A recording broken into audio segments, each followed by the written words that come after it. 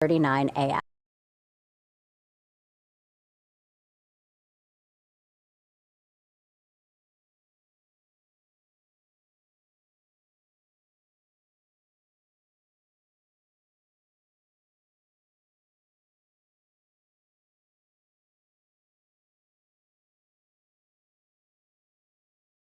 Sending ants and we're sending plants, correct? And 11 girls inspired these experiments. Yes, so there are a total of 3 projects going into the space from the Making Space for Girls program. We have ants going up. It was a younger girl who was really just wanting to see how they move, how they act, if they act differently. We have tomatoes and lemongrass and peppers going up in our plants section, and then of course we have the brine shrimp going up. Evie, you're the one who's sending brine shrimp into space, and I can see that you brought some with you. Yep. Why brine shrimp? Because, well, we wanted to send actual shrimp, but they're kind of big, and we have size constraints. So these are the brine shrimp. There is one big one, but the rest of them are tiny. So we're seeing if we can grow them on the space station. How cool is it that you get to send up a science experiment to space alongside all of these other distinguished researchers around the world? Very, very cool. This is totally an amazing opportunity for kids around the world to see and say, hey, maybe I could send science up to the space station. This opportunity is great because of the research and the girls who are getting to send it up, but it's really a message for all girls out there that you can do space and that you can go and pursue a career in space and space exploration and the amazing work that goes into it. And it really grows their creative sides and inspires them to further into space and science. And guys, we can literally see Launch Pad 39A from where we're standing here. That's where this SpaceX rocket is going to lift off from with your experiment. How do you feel about that? Very, very excited. I've always loved to do science experiments, and knowing that I inspired something that might help people is really, really cool. Awesome. Guys, thank you so much. Thank you. Thank you. The next person I want you to meet is Dr. Nicola Ditrani. He's working with researchers at the Houston Methodist Research Institute to test an implant that can remotely deliver medicine. Thank you for joining me today, Nicola. For those who don't know, we're here at Kennedy's Space Station Processing Facility. Do you mind telling people why you're here? I'm preparing the last step of assembling of an implantable device that we're going to ship to the International Space Station. And this is an implantable device that have been developed for the last year with my principal investigator, Alessandro Gattoni, at the Houston Methodist Research Institute. It's a device for drug delivery, for sustained drug delivery that can be remotely controlled. We're going to send there 10 implants inside a Faraday box, which is a box that has been developed by Proxops. And all of these devices are going to communicate with this computer, and through an internet connection, that same signal is gonna come back here on Earth, and from the Houston facility, we're gonna be able to log on and see the status of each one of these devices. How is it that that little device can do that, can remotely deliver medicine to somebody? The principle of working of this device is through a silicon nanofluidic membrane, which is this small piece that you see right here. It's just 6 by 6 millimeter, and it has hundreds of thousands of nanochannels. We use these silicon devices to finely tune how much drug diffuses through and it's delivered to the body. So in connection to this membrane, we have a mini computer on board the device, which is the same that you see here, which is a printed circuit board, and that has Bluetooth capabilities. So this mini computer is connected to the silicon membrane, and so it can change how much drug is released. Wow. And this research could help people here on Earth, right? That is correct. The goal of these devices is to actually treat and manage long-term chronic pathologies, such as hypertension or rheumatoid arthritis. Wow. And I think the size is so noteworthy too, because right now the devices that do remotely deliver medicine are big, right? They're big devices. Yes, similar devices that deliver drug for this kind of pathologies usually are peristaltic pumps that are pretty big in size. And the way we're able to shrink the device down to this size is because we don't use any mechanical components that are also prone to failure. Everything we do is solid state. Like this membrane that we have right here is completely made of silicon. Great, Nicola, thank you so much. Thank you. And finally, I met with Dr. Fabio Peluso, who's studying an interesting mixture that could protect our bones. Dr. Fabio Peluso, thank you so much for inviting us here into your lab. That's a pleasure for me. Dr. Peluso, tell us about your experiment. What is it that you're trying to study? It's very simple. This experiment is aimed at understanding whether the presence of special metabolites extracted from grapes may help bone cells to survive better when exposed to microgravity. You know indeed that not only humans, but also crew are exposed to many diseases, and one of these is the osteoporosis. When crew are exposed to microgravity for a long time, their bone loses minerals. Yeah, the mixture that you're studying is metabolites from grapes used to make wine, indeed. and also collagen. Yes, and also collagen. There are two twin lines that our colleagues from the Department of Biology are now preparing, and they are fixing the cells on these substrates. There are two twin lines, one only with collagen, which is the normal nutrient for cells, and the other, there is this special metabolite, the extract of grapes, resveratrol is the name, the chemical name, that on ground has been tested successfully. It helps bone cells to survive better. So they have the cells are going to go here, this is going to go up to the space station. Yeah, Again, indeed. explain why this experiment has to happen on the International Space Station. So this experiment must be run in the absence of gravity on the International Space Station, just to verify whether the presence of resveratrol may help the bone cells to survive for a long time. Okay, perfect. Well, Dr. Peluso, thank you so much, and I can't wait to see what you guys discover. Everything's just so interesting, and that's actually just a fraction of the research going up. There is plenty more experiments and technology demonstrations that you can read up on at nasa.gov/commercial resupply. Again, we'll be live with SpaceX starting soon at 3 a.m. We leave you with shots of the rocket and Cargo Dragon. Until then.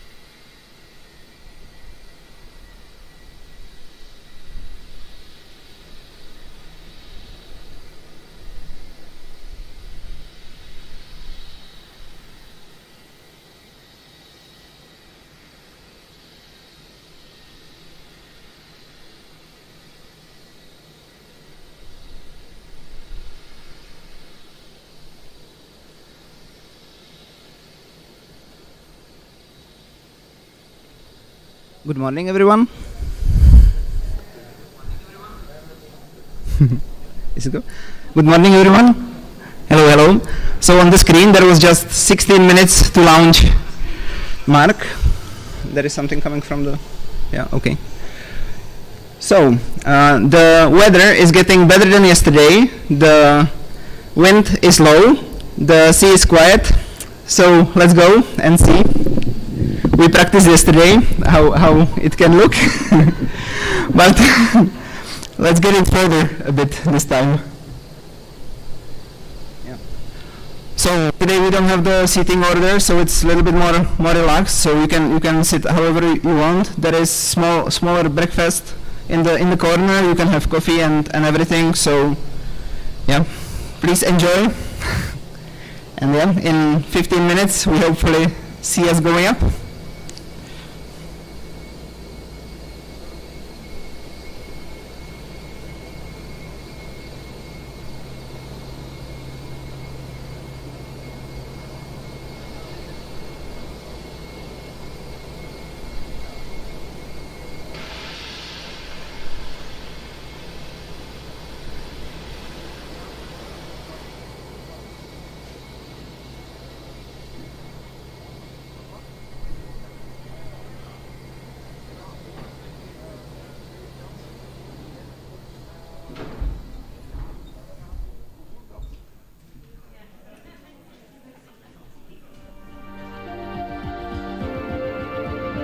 Dragon is in countdown.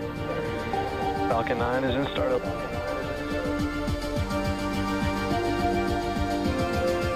Dragon, SpaceX, go for launch.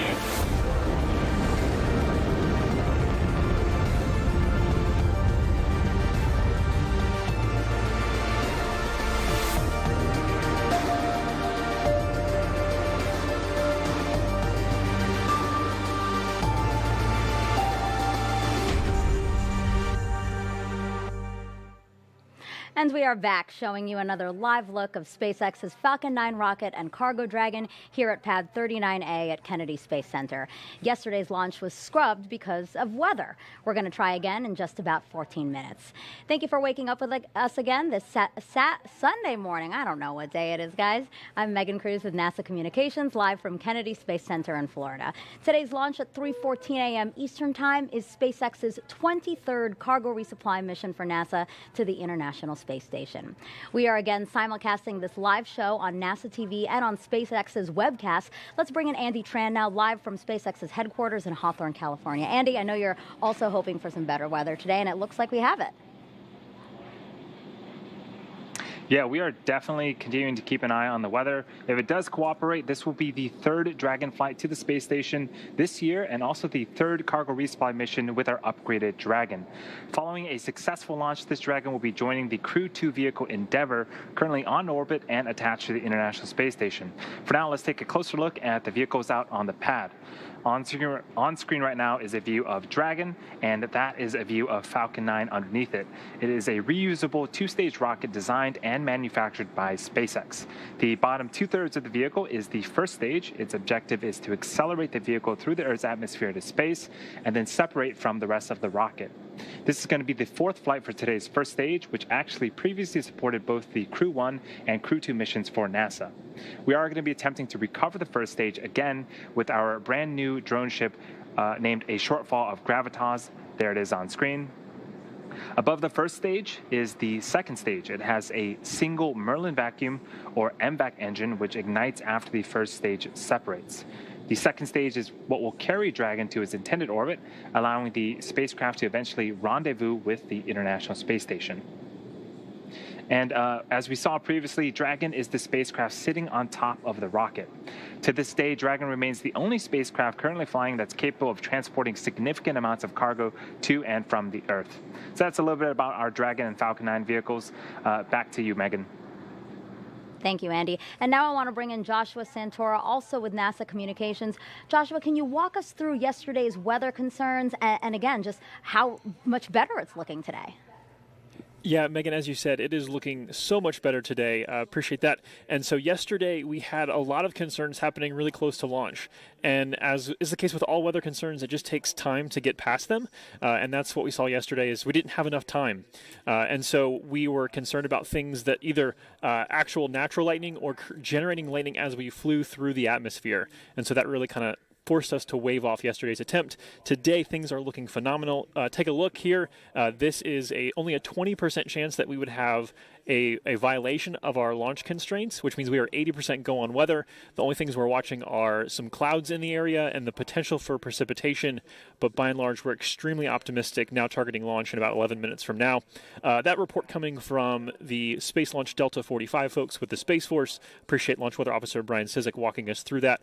And then the range taking care of public health and safety as well, the land around the launch pad, the water over which we fly, the air we fly through, and the space we're headed to, doing the collision on launch avoidance assessments, and those all look clear. So we are on track for our liftoff on time at 3:14:49 a.m. Eastern Time.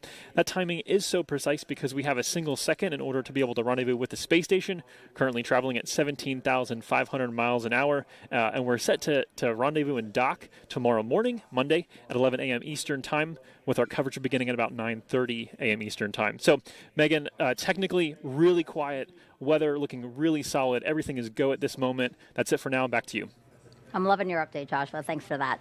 All right, T-minus 10 minutes to launch now. How about we take a look at some of the science flying to station today?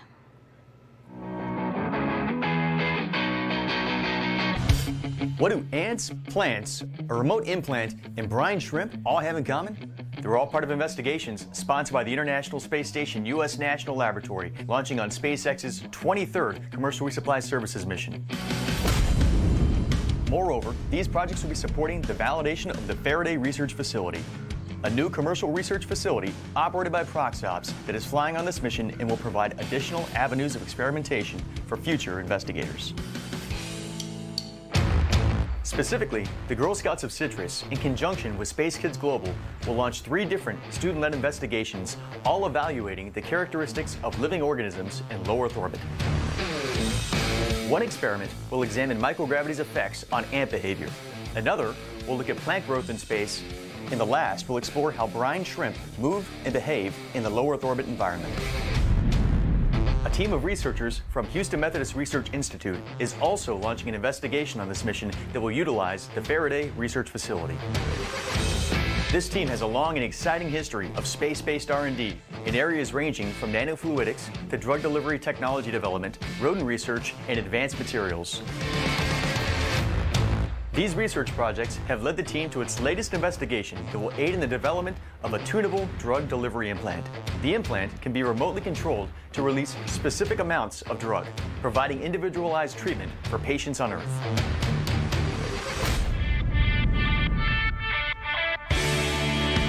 These are only a few of the ISS National Lab sponsored projects launching on SpaceX CRS23.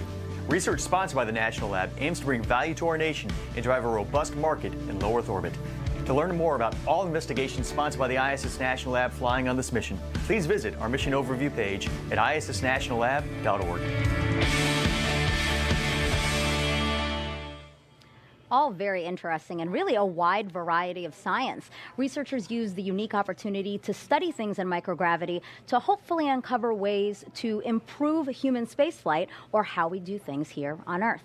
Some of today's experiments were loaded onto Dragon just right before yesterday's launch attempt. You can see video there of what we call that late load. Each person is carefully handling the time-sensitive experiments that needed to be packed into Dragon as close to launch as possible.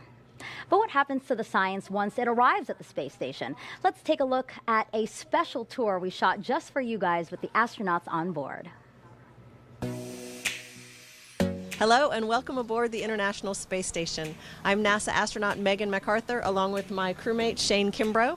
We are getting ready for the SpaceX 23 cargo mission coming up soon, and we're very excited. It's going to be keeping us pretty busy.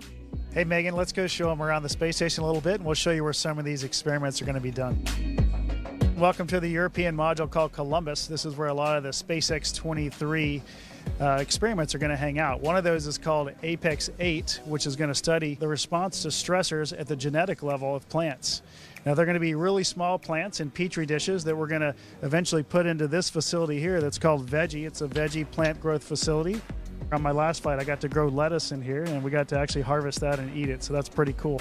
One of the things we're trying to do is to learn how to engineer plants to grow better in microgravity, and what we learn from that will be able to help us in the future in space travel, but also help people on Earth grow things better.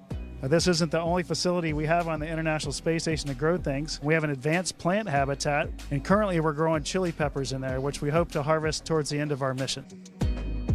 So now we're in the U.S. laboratory, which is called Destiny, and this is one of our main areas for conducting science on the International Space Station. One of the things that makes the International Space Station such a versatile research lab are the express racks. There's a couple of them right here over my head, and the cool thing about these is that it allows different researchers from around the world to send up their own payload, and the express rack provides the power and data, cooling, whatever that particular payload needs. One of the new facilities that will be coming up on SpaceX 23 cargo mission is called the Faraday Research Facility, and it's able to house 4 different experiments at once. 3 of them will house small organisms. The 4th experiment will be a medical experiment to look at remote-controlled delivery of medication. So that will be an interesting technology demonstration as well, and we'll be able to install that facility into one of our express racks here in the laboratory.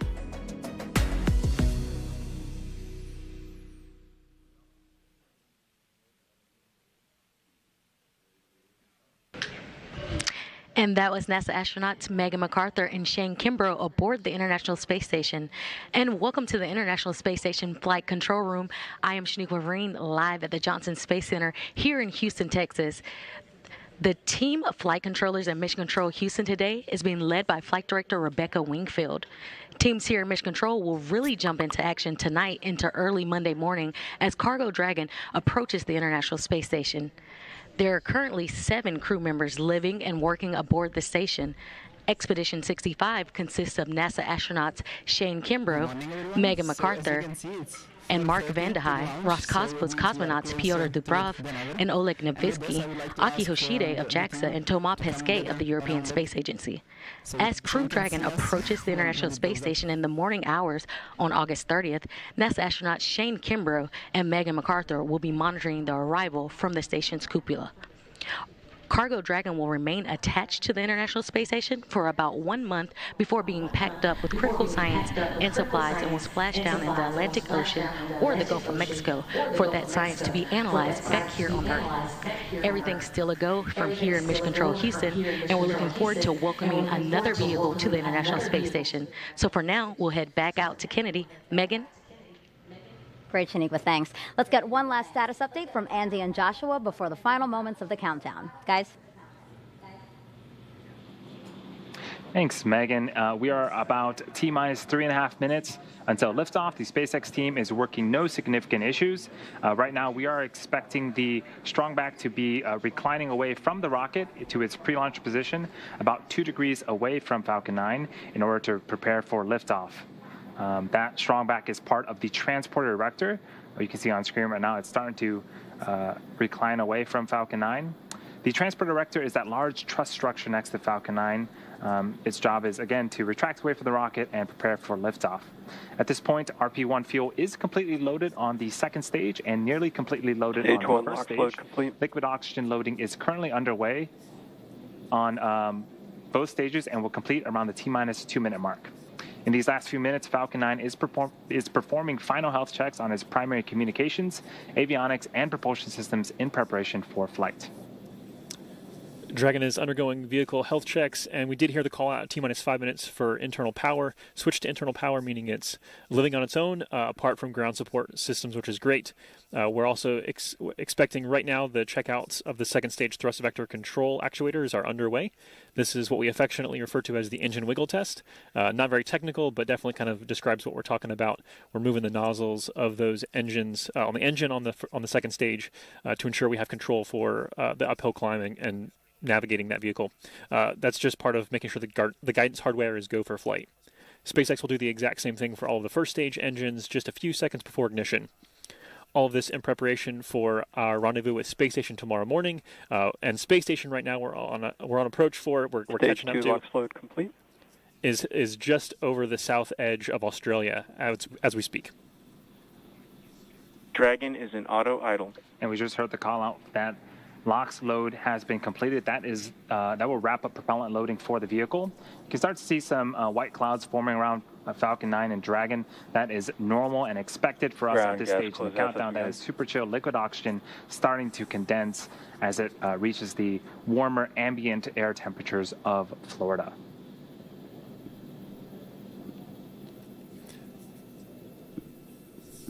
Through the rest of the countdown, we're going to hear a few call-outs, but by and large, we'll just listen in here and walk through as Dragon finalizes its preparations and the team verifies we're go for launch. Falcon 9's in startup. Dragon is in countdown.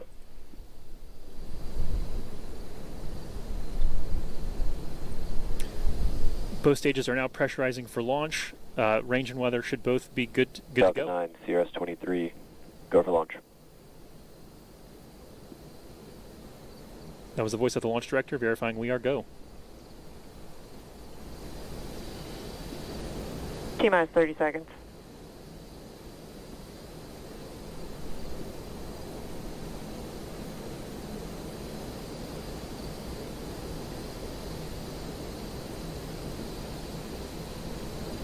T-minus 15 seconds.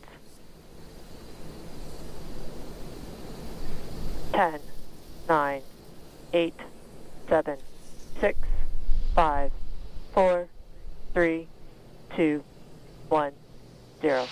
Ignition and liftoff. Cargo Dragon takes flight, continuing a busy year of deliveries to a crew of 7 aboard the International Space Station.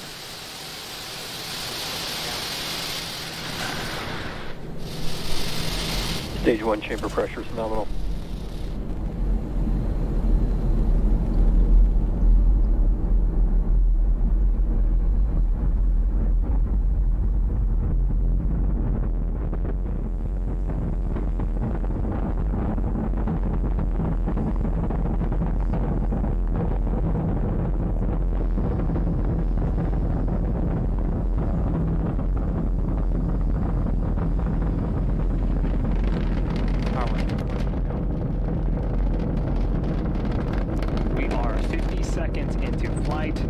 Falcon 9 has cleared the tower and is currently headed to space. In about 15 seconds here, we're coming up on max Q. This is where the vehicle will experience the highest amount of aerodynamic pressures.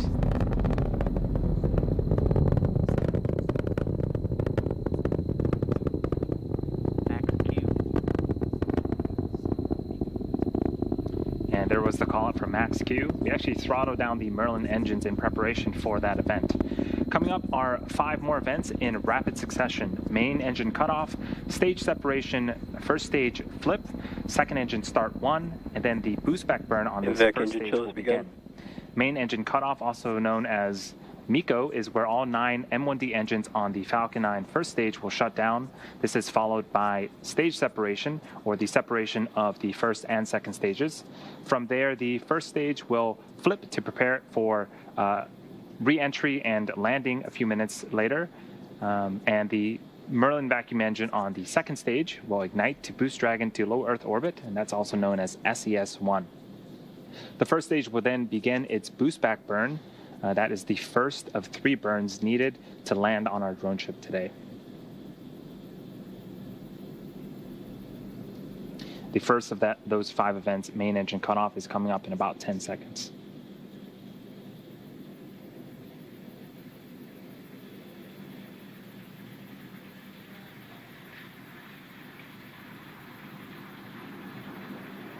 Main engine cutoff. Stage separation confirmed.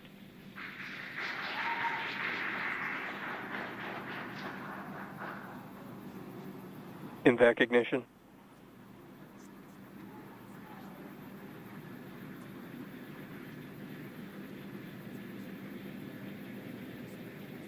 Stage 1 boost back burn startup. Okay, those were those 5 events. A lot happening on screen. Main engine cut off, stage separation. The first stage performed a flip. Second stage on the right-hand side of your screen ignited its Merlin vacuum engine. And on the left-hand side of the screen, we're in the middle of that first stage boost back burn. Looks like we are getting some really cool views Stage 1 of boost the back shutdown. contrails being produced by the first stage. And that was the call out for the successful completion of our first of 3 burns on the first stage. So if you're just joining us, you're watching a live webcast of the 23rd commercial resupply mission to the International Space Station for NASA. This is SpaceX's 21st mission this year, and this is the cargo configuration of our Dragon spacecraft. Acquisition of signal at Bermuda. You might be interested to know, in order to get into space, the rocket has to do more than just go up. It actually has to go sideways really, really fast.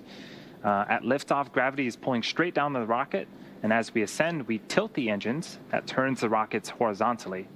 Now, we're still going up, but we're also heading horizontally away from the launch pad in what we call a gravity turn. The rocket typically needs to go about 7.5 kilometers per second, or 17,500 miles per hour horizontally, in order to avoid being pulled back down to Earth and get into orbit.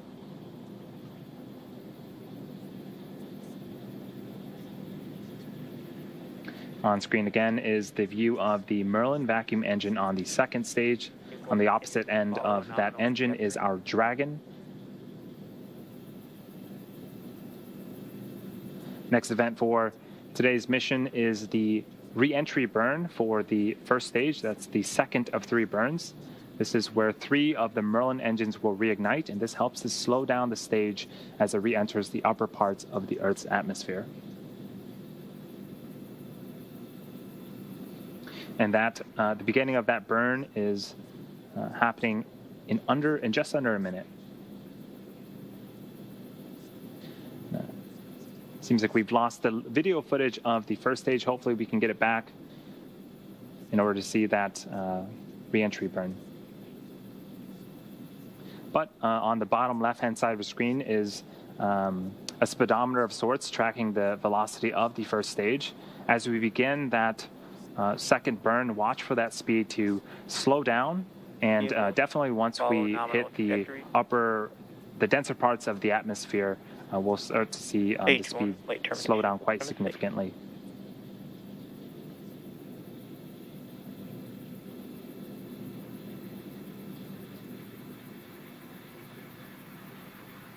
Stage 1 entry burn startup.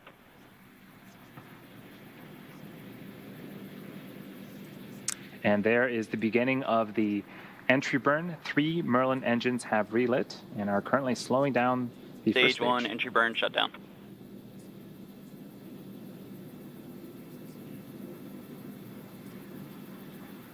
Awesome. That is the successful completion of the second burn. We are about 60 seconds away from landing, and the vehicle is traveling about 900 miles an hour. This really puts into perspective the deceleration. In the span of less than a minute, we'll have reduced the speed from the speed of a jet all the way down to 0 as the rocket lands.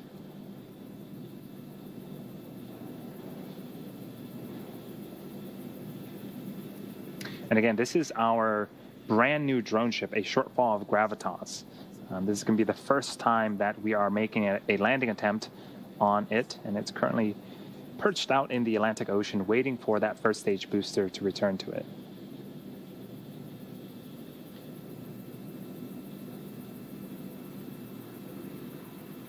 Stage 1 landing burn startup.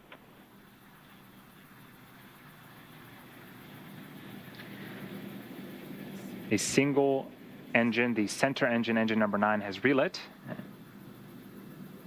in preparation for landing.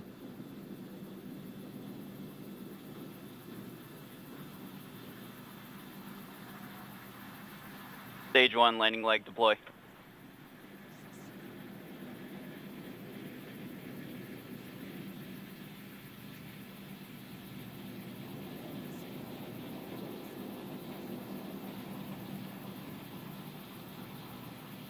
Stage 1 landing confirmed. And that is the 90th successful landing for an orbital class rocket and the very first for our new drone ship, a shortfall of gravitas. That is a beautiful thing to see and a great way to start off today's mission. Next event coming up is for the second stage. The Merlin vacuum engine will shut off its engine in an event called Second Engine Cutoff, also known as SECO. And shortly after SECO, we'll be entering a coast phase and waiting for that confirmation of a good orbit.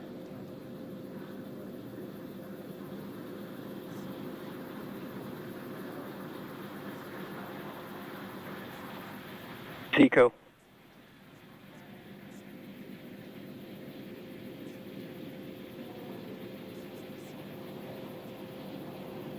Nominal orbit insertion. And we did get confirmation of both SECO, second engine cutoff, and a nominal orbital insertion. Now, the second stage has one last major task, and that is commanding separation of Dragon a couple of minutes from now. Again, this is the second flight for this particular Dragon and the first reuse of our upgraded cargo vehicle. We should have video of Dragon separation from the top of the second stage. It'll give us a nice view into Dragon's unpressurized cargo trunk.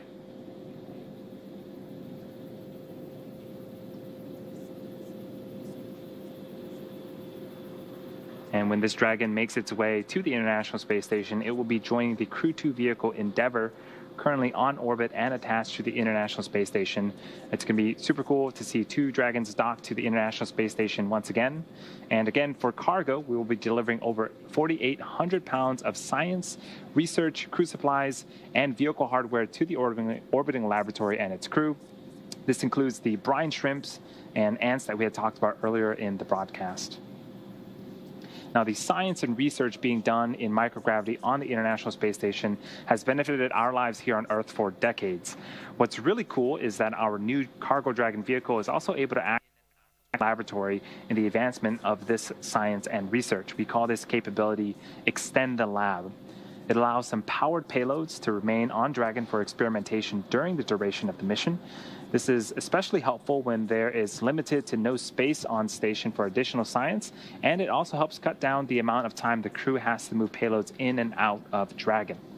For CRS23, there are 3 Extend the Lab payloads launching with the mission, and once docked, a 4th, which is currently already on the space station, will be added to Dragon.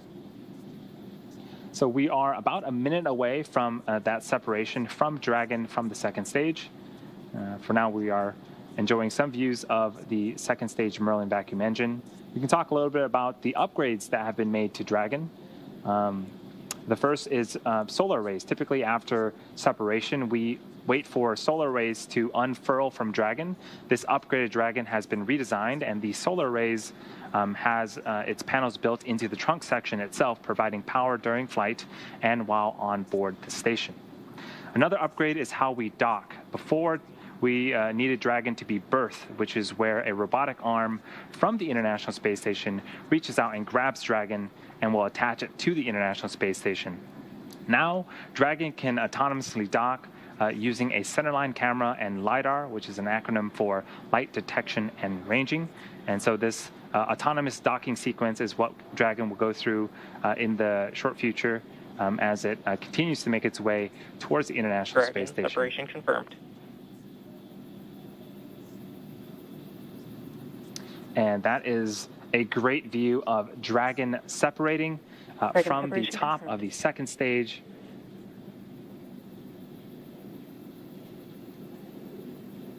Now the service section Dracos will undergo some checkouts. Coming up is the beginning of the nose cone opening sequence. I'm going to hand it over to Shaniqua in Houston to talk a little bit more about that.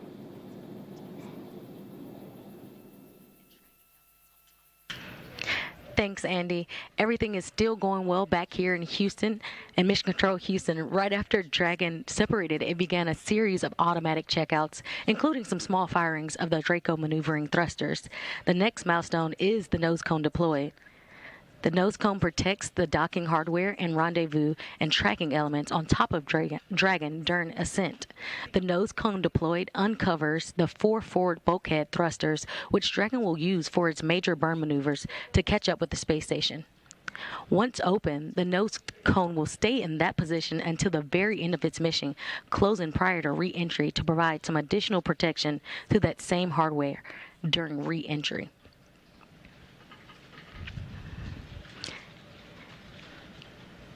And we currently are waiting for confirmation for that nose cone to be deployed.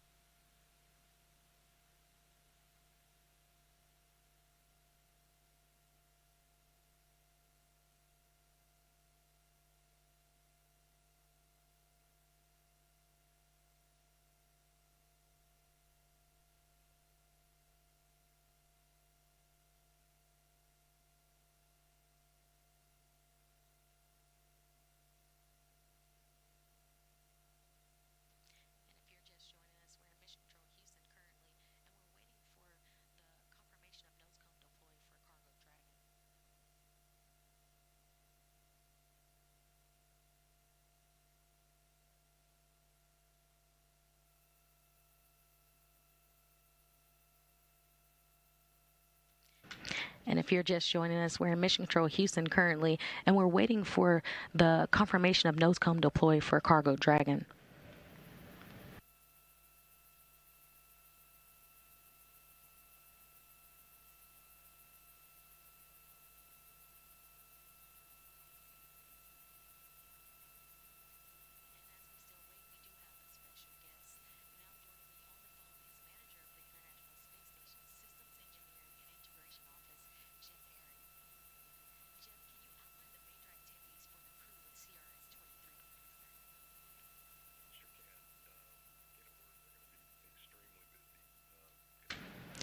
And as we still wait, we do have a special guest.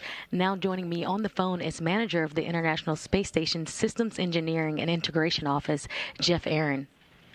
Jeff, can you outline the major activities for the crew with CRS23 for us? Sure can. In a word, they're going to be extremely busy conducting research. There's more than a metric ton of research arriving with SpaceX 23, much of which needs to be removed in hours to days to start the science and research mission, because most of which will be completed in the entire 30-day mission while SpaceX is on orbit. And then much of that science needs to return with the vehicle upon its departure. So in addition to the research mission, the crew will be conducting 3 EVAs over a 10-day period of time, 2 EVAs on the Russian segment where 2 new power cables will be installed to enable additional power transfer to the new module, the module that just arrived actually a month ago today, the multi-purpose laboratory module, and 1 EVA on the U.S. segment to install the 3rd IROSA mod kit, which will enable a future solar array upgrade on the U.S. segment. Thanks, Jeff. And I know you mentioned a lot about the science and the hardware that's going up, but how critical are these deliveries for the station and for the astronauts aboard? Yeah, these commercial resupply missions are very, very important to continue advancing science aboard the space station. Over 3,000 experiments have been conducted during the station's lifetime, which we're now approaching, coming up on 21 years of continuous human presence. On this flight, SpaceX is packed with more than 2 metric tons of supplies, research, technology demonstrations, and hardware. The crew will stay busy unpacking and conducting these research activities, with the first several days being extremely critical for several experiments: the Faraday Research Facility, ESA Biofilms, and Tango Lab. And You mentioned, Jeff, as always, it's a busy time aboard the International Space Station with cargo vehicles and crews coming and going.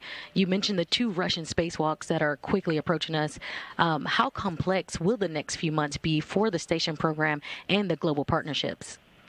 Yeah, it's always a complex time on ISS. And SpaceX 23, as I think you pointed out earlier, it arrives tomorrow.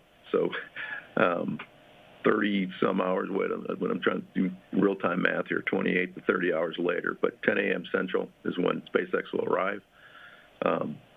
Following docking to the Node 2 forward port.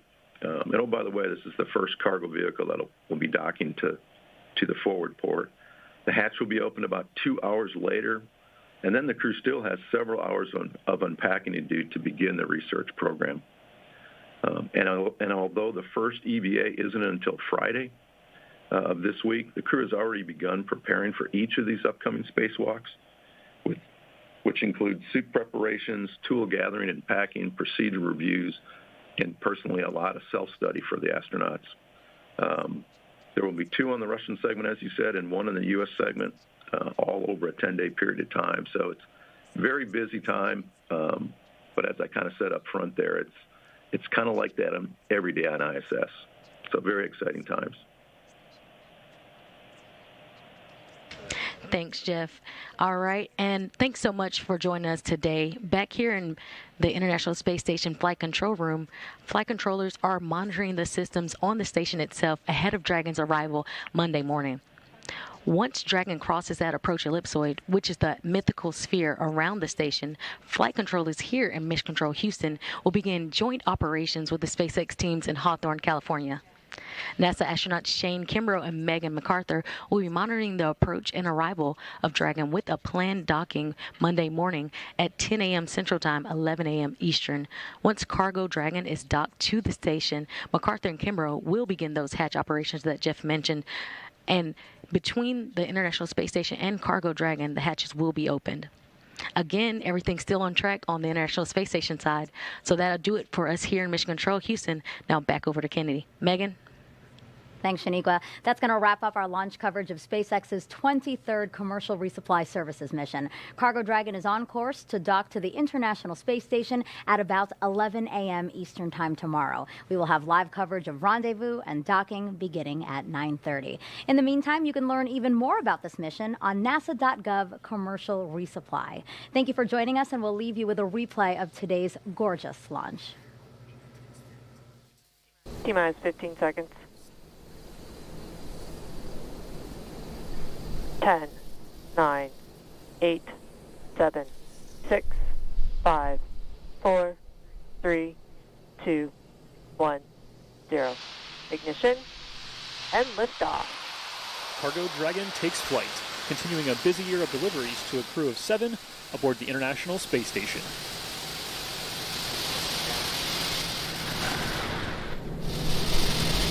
Stage 1 chamber pressure is nominal.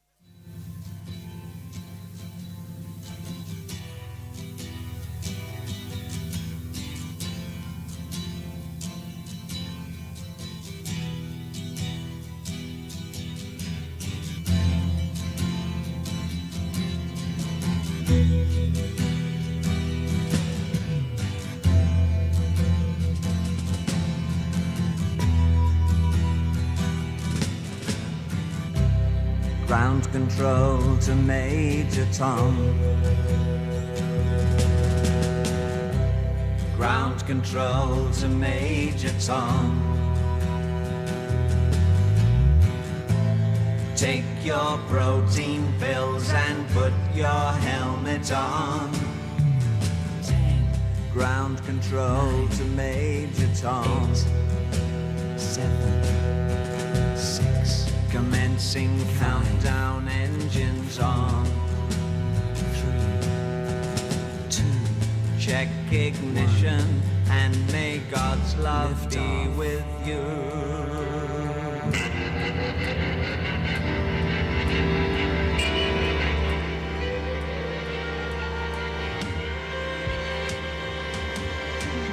This is ground control to Major Tom.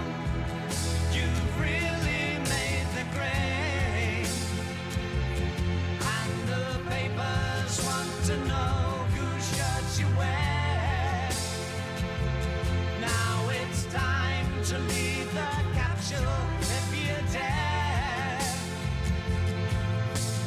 This is Major Tom to ground control.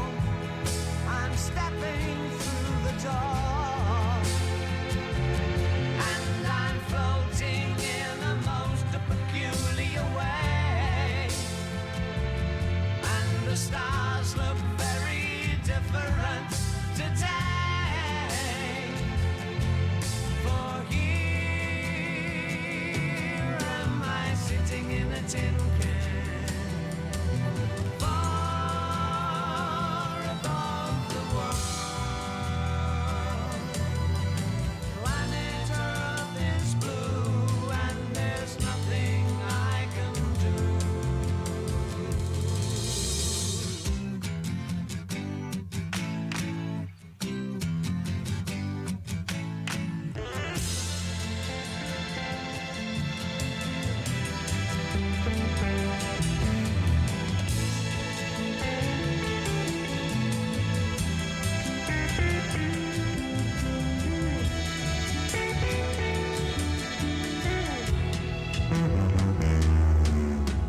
Though I'm past 100,000 miles, I'm feeling very scared, and I think my spaceship knows which way to go.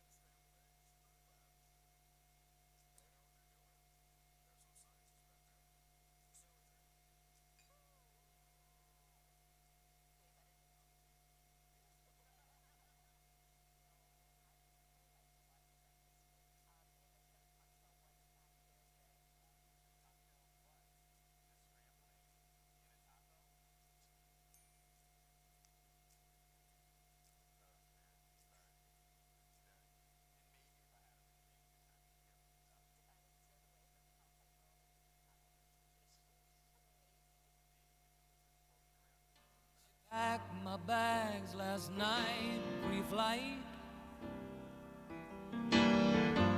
0 hour, 9 a.m. And I'm gonna be high as a kite by then.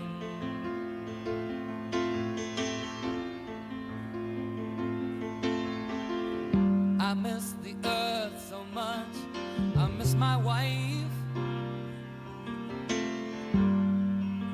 It's lonely out in space on such a timeless flight.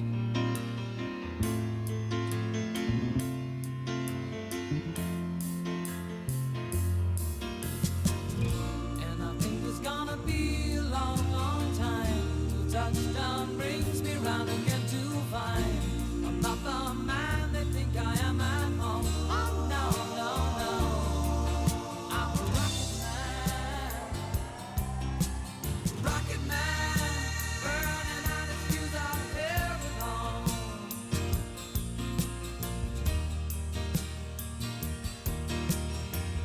And I think it's gonna be a long, long time till touchdown brings me round again to find I'm not the man they think I am at home. Oh no, no, no, I'm a rocket man, burning out his fuse out here alone.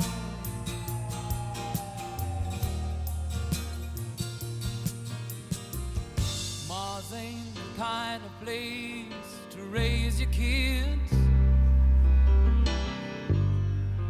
In fact, it's cold as hell,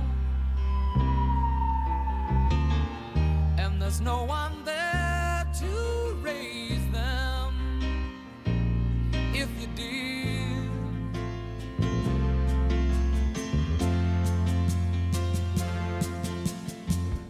And all the science I don't understand, it's just my job 5 days a week.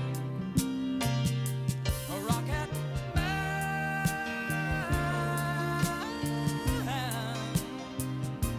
a rocket man.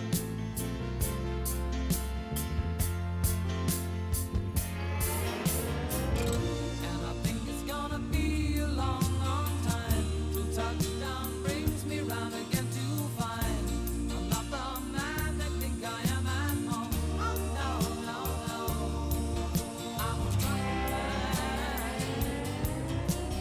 rocket man, burning out his fuse out here alone.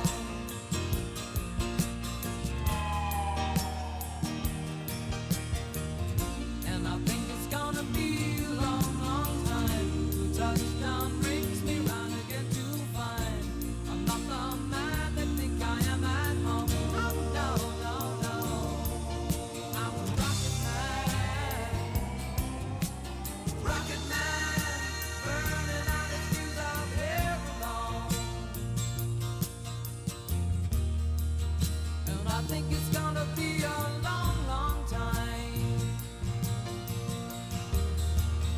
And I think it's gonna be a long, long time. And I think it's gonna be a long, long time.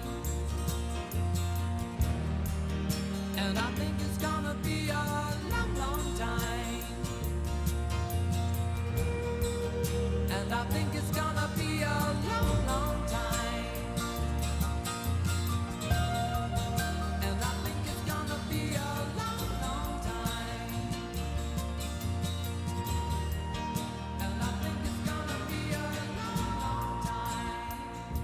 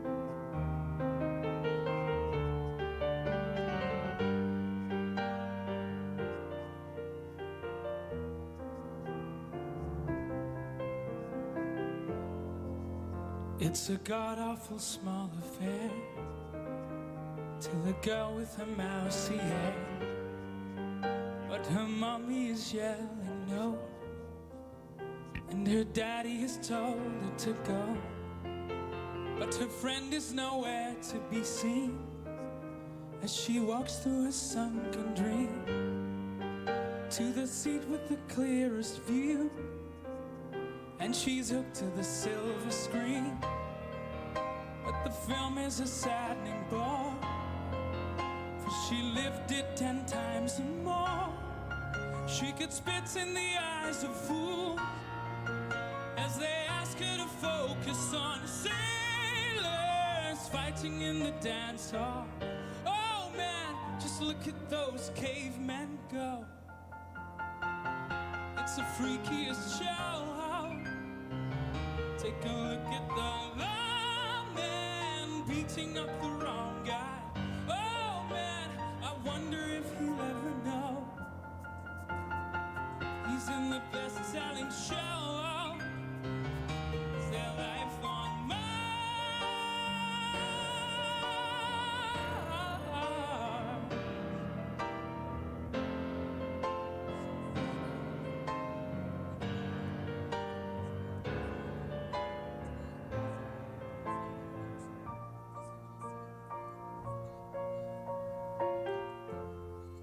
It's on America's tortured brow. Mickey Mouse has grown up a cow, and the workers have struck for fame, 'cause Lennon's on sale again. You see the mice in their million hordes, from Ibiza to the Norfolk Broads. Rule Britannia's out of bounds, and to my mother, my dog and clown. But the film is a saddening bore, 'cause I wrote it 10 times or more. It's about to be writ again, as I ask you to focus on, I ask you to focus on singing this game, focus on singing this game, focus on singing this game, focus on singing this game. It's the freakiest show. It's the freakiest show. Take a look at the lawman beating up the wrong guy. Oh man, I wonder if he'll ever know. I wonder if he'll ever know. He's in the best-selling show.